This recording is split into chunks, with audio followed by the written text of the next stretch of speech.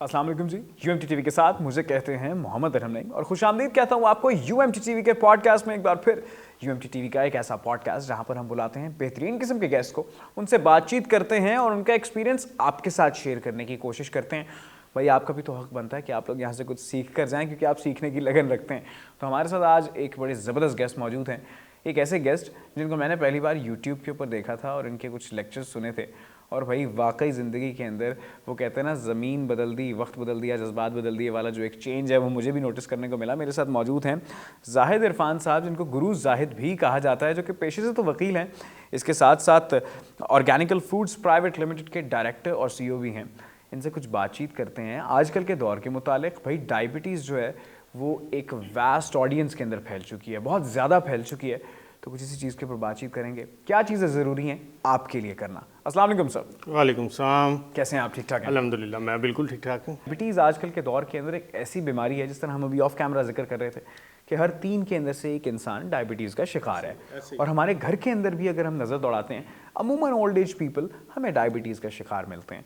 तो ये तो माशाल्लाह आपका तो एक्सपीरियंस हो गया है लोगों को देखते देखते। मुझे बताइएगा, डायबिटीज़ पहले तो मैं जानना चाहूँगा क्या ख्याल आया जहन के अंदर, माशाल्लाह वकील हैं पेशे से, कि भाई लोगों को इस तरह लोगों की खिदमत करनी चाहिए। अच्छा, असल में बात यह है कि मुझे ये ख्याल नहीं आया था, बल्कि मैं खुद डायबिटिक था। अरे वाह। मुझे जब डायबिटीज़ हुई और हॉरिबल थी, मैं इंसुलिन डिपेंडेंट था, मुझे इंसुलिन लगा दी गई। मतलब कि it was at the heaviest stage. पहली दफ़ा जब डायग्नोज हुई 2016 में, तो ये 500 प्लस थी, 525-26 पे। हाँ, और आपको पता नहीं था उस वक्त की डायबिटीज? अच्छा, मुझे नहीं पता था, जैसे बहुत सारे लोगों को नहीं पता होता ना कि इसके सिम्टम्स तो आते हैं बॉडी में, और डायबिटीज़ डेवलप होने में पहली दफ़ा जब आपके ब्लड में डायबिटीज़ आती है 13 साल गुजर जाते हैं। अल्लाह। 13 साल पहले डेवलप होना शुरू हो जाती है, जब ये फिर आपकी स्किन के ऊपर सिम्टम्स आते हैं, आपकी बॉडी में बार बार पेशाब आता है, आपको बहुत ज़्यादा प्यास लगती है, स्किन डार्क होनी शुरू हो जाती है, स्किन टैग निकल आते हैं, और इस तरह के बहुत सारे मामला। तो ये बॉडी तो आपको सिग्नल दे रही होती है, हम उन्हें समझ नहीं सकते। ये आपको पेट बाहर आ जाता है तो हम समझ रहे हैं कि शायद पता नहीं एक्सरसाइज नहीं कर रहे।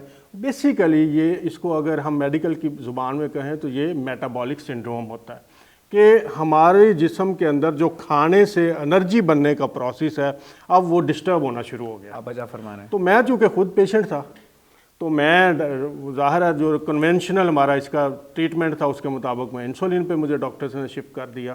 लेकिन मेरे दिमाग में एक बात थी कि कहीं ना कहीं इसका कोई इलाज होगा, क्योंकि डॉक्टर ने मुझे कहा था कि ये लाइलाज मर्ज़ है। तो फिर चूँकि वकील था। खामोश कातिल कहा जाता है आजकल के दौर जी, में। खामोश कातिल इसलिए कि पता नहीं चलता लोगों को। वजह फरमा रहे हैं। और फिर ये जब फिर चूँकि इलाज नहीं है तो ये तो आगे बढ़ती जाती है। आप देखें कि एक डायबिटिक पेशेंट पाबंदी के साथ मेडिसिन ले रहा है, ट्रीटमेंट करवा रहा है, एंड उसका कहाँ पे हो रहा है? हार्ट अटैक पे, स्ट्रोक पे, अंधेपन पे, डायलिसिस पे, या उसका पाँव कट रहा है। तो चूँकि उसकी डेथ हो रही होती है उसके हार्ट अटैक से, तो cause of death heart attack लिखा जाता है, लेकिन हार्ट अटैक किसकी वजह से हुआ? शुगर की वजह से। शुगर की वजह से।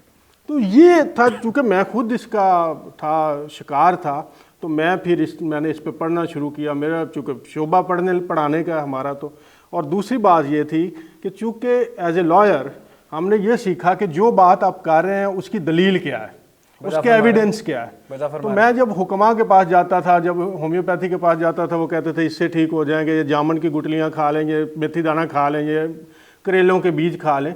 तो मैं उनसे बातें, आपके पास डाटा क्या है, क्या कोई मरीज ठीक भी हुआ? तो खामोश। अच्छा, वेस्टर्न मेडिसिन सिस्टम जो था को आपने साथ साथ यूटिलाइज किया, उसने मुझे बड़ा सपोर्ट किया। तो वो तो कहते थे कि आप ठीक होंगे ही नहीं। लेकिन फिर जब मैं पढ़ा, कुछ असातिज़ा मुझे मिले, तो फिर USA में, UK में बहुत सारे लोग थे जिन्होंने मुझे गाइड किया। मतलब डॉक्टर जैसन फंग है, वो नेफ्रोलॉजिस्ट हैं कनाडा के अंदर, और वो डाइट की साथ डायलिसिस के पेशेंट ठीक कर रहे हैं। मैं जनाबे वाला 50 यूनिट इंसुलिन लगा रहा था, और अल्लाह के फजल से ज़ीरो मेडिसिन पे चला गया। मैंने मार्च 2020 के बाद कोई पिल नहीं ली, कोई एक टैबलेट नहीं खाई, इवन सर दर्द की भी नहीं खाई। मैं जोड़ों के दर्द की इलादत से खा रहा था। कोलेस्ट्रॉल मेरा हाई था, फैटी लिवर मुझे हो चुका था, शुगर तो ज़ाहिर थी, साथ ब्लड प्रेशर भी था। तो 7-8 गोलियां सुबह, 7-8 शाम को। एसिडिटी, मतलब कि दवाई की शीशी फुल टाइम हाथ में चल ये बैग, शीशी नहीं बैग पूरा होता था, और वो बनाई होती थी, और कहीं जा रहे हैं इंसुलिन अलहदा से कैरी कर रहे हैं। और फिर अल्लाह के फजल से मैं खुद रिवर्स हुआ, और मैंने फिर जब इस अपने इल्म को लोगों के साथ शेयर किया तो अब लातादाद लोग हैं, मुझे याद नहीं है कि हज़ारों में पाकिस्तान के अंदर हैं।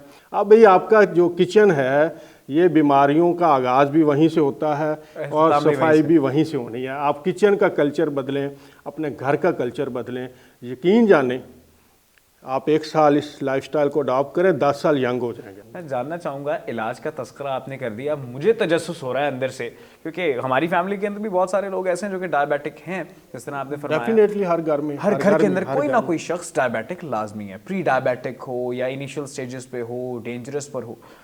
वो इलाज बेसिकली है क्या?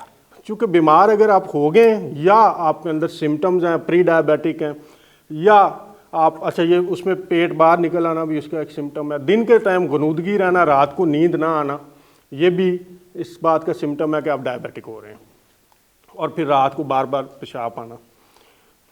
फूड पैटर्न हमारा ठीक नहीं है। 3-4 चीज़ें हैं अपनी ज़िंदगी में, आप देखें कि जैसे जैसे वो चीज़ें ऐड हुई हैं हम बीमारियों की तरफ बढ़ गए हैं। नंबर 1 चीनी, टेबल शुगर, और उससे बनी सारी चीज़ें। वजह फरमा रहे हैं आप देखें कि हम जैसे जैसे डायबिटिक, हमारे हर साल हमारा जो डाटा आता है, पिछले साल हम 26% थे, अब 31%, अब 31% हो गए। तो खौफनाक बात है कि अगले साल और बढ़ेगा। वजह फरमा रहे हैं 5 से 7% का इंक्रीमेंट आता चला जा रहा है। ठीक है, अच्छा ये इंक्रीमेंट अगर आप दूसरी तरफ देखें शुगर कंजम्पशन में भी आ रहा है। आप वजह फरमा रहे हैं, हर घर का जो शुगर का खर्चा है वो दिन ब दिन बढ़ रहा है, और कंज्यूमेंट हमारी कंजम्पशन बढ़ रही है आपकी, पाकिस्तान के अंदर चीनी की खपत बढ़ रही है। इसके अलावा कोल्ड ड्रिंक्स, उसकी कंजम्पशन बहुत बड़ी एक खतरनाक और आपकी झुग्गियों तक पहुंच गई। और इस वजह से पहले हम कहते थे ये जो डायबिटीज़ है ना, ये अमीरों की बीमारी है, और नहीं भाई अब तो गरीब मर रहे हैं इससे। आप वजह फरमा रहे हैं। छोटा बच्चा है, एक बीमारी है, उसे कहते हैं non alcoholic fatty liver disease, यानी फैटी लिवर होता था पहले जो अल्कोहल पीते थे, जो शराब पीते थे, उनका लिवर फैटी हो जाता था। अब बच्चों में ये बीमारी आ रही है। बताएं ज़रा। अब ये जब आया, बच्चे डायग्नोज हुए, तो ये बड़ा मेडिकल की दुनिया में तो एक भूचाल आ गया कि बच्चा तो शराब नहीं पीता, तो अल्कोहल कंज्यूम नहीं करेंगे, जाहिर सी बात है। पता चला कि ये जो चीनी है इसके अंदर आधा ग्लूकोज होता है, आधा फ्रक्टोज होता है, और फ्रक्टोज को जब आप ज़्यादा मिकदार में लेते हैं तब आपका लिवर उसे मेटाबोलाइज नहीं कर पाता और वो फैटी लिवर होना शुरू हो जाता है। अब ये डिजीज़ इस्टेब्लिश हो गई है, non alcoholic fatty liver disease, और जब लिवर आपका फैटी हो जाता है तो फिर आप समझें कि आपकी बॉडी का सारा सिस्टम का सत्यानाश फिर गया। क्योंकि लिवर, जितने हमारे ऑर्गन हैं बॉडी के अंदर, लिवर सबसे बड़ा ऑर्गन है, सबसे ज़्यादा काम अल्लाह मियाँ ने इसके ज़िम्मे लगाए हैं। और अगर ये बच्चे का ही फैटी हो गया तो फिर आप देखें 20-25 साल का बच्चा होता है, उसे हार्ट अटैक होता है, सेकंड चांस नहीं उसे मिलता, वहीं खत्म हो रहा है। आप वजह फरमा रहे हैं, पीआईसी सर्विसेज हॉस्पिटल भरा पड़ा है ऐसे नौजवानों से जो 20-25 साल की उम्र के हैं, 25-26 साल की उम्र, और हमें लगाया कि इसके पीछे कि आप फैट्स करती हो। भाई फैट्स नहीं कर रही, आपकी बॉडी में इन्फ्लेमेशन फैल रही है इन चीज़ों के खाने से। तो शुगर अपने घर से निकाल दें, और शुगर से बनी हुई हर चीज़ को अपनी ज़िंदगी से निकाल दें। नंबर 2 कुकिंग ऑयल, ये आपको लिए बहुत ज़्यादा बात होगी, कोई डॉक्टर इस पे बात नहीं करता। कुकिंग ऑयल सबसे ज़्यादा डेंजरस है, हार्ट डिजीज़ पैदा कर रहे हैं। इंटरनेशनली ऐसा डाटा आ चुका है कि आपको मैं बताऊं कि कॉर्न ऑयल के बारे में हमें बताया गया कि ये बहुत हेल्दी है, हार्ट फ्रेंडली है। कॉर्न ऑयल, मकई का तेल, मकई का तेल जिन लोगों को मुसलसल इस्तेमाल कराया गया उनके अंदर दिल के दौरे के जो इवेंट्स हुए वो 350% तक चले गए। अल्लाह अकबर, एक आम इंसान की निस्बत। हाँ, जिनको बाकायदा से उन्होंने खिलाया गया और जिन्होंने नहीं खाया, उन दोनों के कंपैरिजन में 350% ज़्यादा चांस उसके हो गए थे। ये कुकिंग ऑयल, इसके अंदर है असल में omega 6 fatty acid. Omega 6 fatty acid हमें चाहिए होते हैं 4.5%। जितने आपके सीड ऑयल हैं उसमें कनोला भी आ गया, उसके अंदर मकई का आ गया, उसमें सोयाबीन का आ गया, उसमें बनोले का आ गया, उसके अंदर सनफ्लावर का आ गया, जितने सीड ऑयल हैं सब के अंदर ओमेगा 6 फैटी एसिड की रेशियो 50% तक है। 50% से भी ज़्यादा है, आपको चाहिए 6%। अब जब ये ज़्यादा होते हैं तो ये बॉडी के अंदर इन्फ्लेमेशन पैदा करते हैं। इन्फ्लेमेशन मतलब आपके खून की नालियाँ जो हैं वो अंदर से सोजिश हो जाती हैं। जब ये काम होता है तो फिर हर आपकी खून, आप देखें ना, कोई जगह ज़ख्मी हो जाए तो वहाँ पे सिस्टम है उसके हील होने का, उसके ऊपर क्रीड आ जाएगा।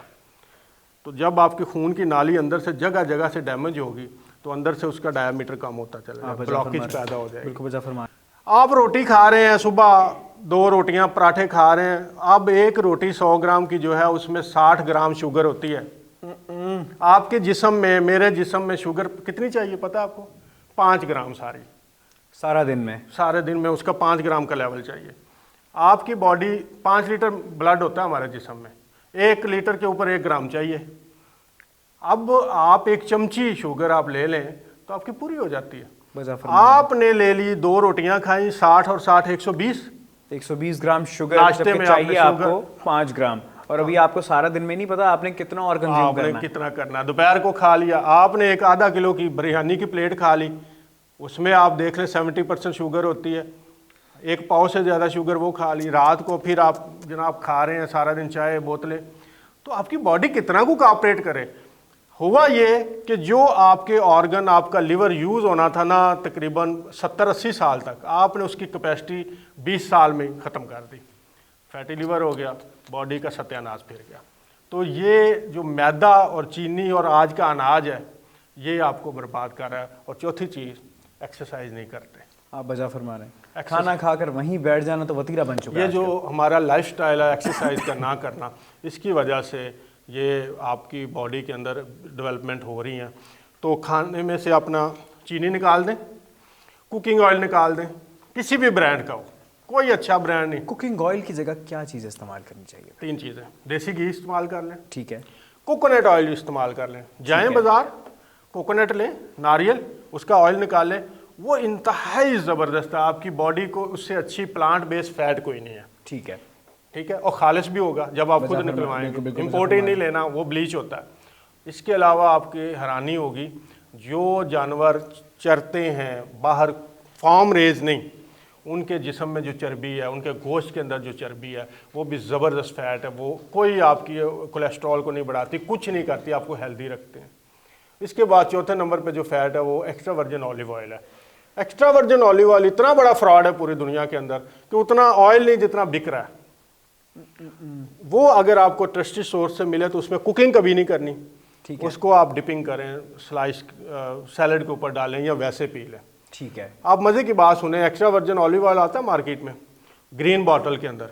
बिल्कुल आता है। क्यों आता है ग्रीन बॉटल में? वो कहते हैं लाइट सेंसिटिव है, इसकी वो अफादियत ख़त्म हो जाती। वो भाई उसको पैन में जब डालोगे, नीचे हीट डालोगे, तो उसमें फिर क्या रह जाएगा? आप उसमें कुकिंग करवा रहे हैं। Point to be noted ladies and gentleman. आप उसको वैसे लें, वो बड़ा शानदार है। तो ये 4 फैट्स हैं, देसी घी, butter, coconut oil, extra virgin olive oil और चर्बी। साहब तशरीफ लेकर आए, जज़ाकल्लाह खैर, बहुत बहुत शुक्रिया। मोअज़्ज़िज़ ख़वातीन व हज़रात, ज़ाहिद इरफान साहब, गुरु ज़ाहिद भी जिनको कहा जाता है, क्या ज़बरदस्त बातें उन्होंने आपके साथ शेयर की हैं भाई।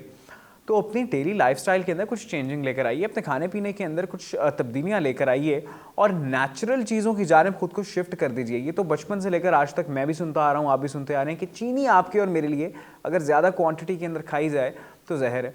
मीठी ईद आती है, छोटी ईद आती है, मिठाई खाना, खीर खाना, शीरखुरमा खाना, ये भी लाइक वतीरा बन चुका है आजकल के भाई ट्रेडिशन है, हमने खाना ही खाना है। तो यार हर चीज़ को एक मॉडरेट क्वांटिटी के अंदर कंज्यूम करें, थोड़ी सी चीनी का इस्तेमाल करें, नेचुरल चीज़ों की जानिब चले जाएं। आपने कुछ गुड़ वगैरह ले लिया, कुछ नेचुरल शुगर ले लिया, आर्टिफिशियल स्वीटनर से परहेज़ करें और अल्लाह से दुआ है कि भाई ऐसे किसी बीमारी के अंदर पहली बात आप मुब्तला ही ना हो। अगर खुदा न ख्वास्ता हो गए तो अपनी विल पावर से आपने रिवर्स करना है उसको। ढेर सारी दुआओं के साथ अपना बहुत सारा ख्याल रखिएगा। अपने मेज़बान मोहम्मद अरहम नईम को दीजिए इजाज़त। अल्लाह निगहबान।